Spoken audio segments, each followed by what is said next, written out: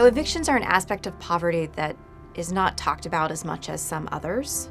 But in reality, millions of American families are evicted every year, primarily in urban areas. And so with this study, we set out to try and look at not just what prompts an eviction, but what the consequences of evictions are for families. And so we used national data called the Fragile Families and Child Wellbeing Study of about 5,000 mothers and young children. The data tracks those people across time, so we're able to look at them across a long period of time, across about 5 years of the child's life. And so we could see what happens to the family after they experienced an eviction.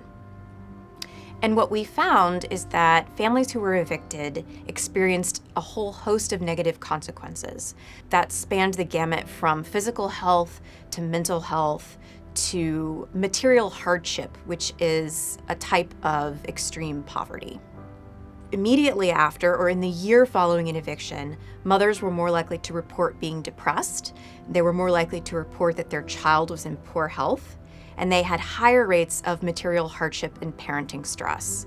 But what was really unique about the study is that because it followed the same families over time, we were able to see what happened to them years down the road. So up to 2 years after the eviction, mothers were still twice as likely to report being depressed as similar mothers who had not experienced an eviction.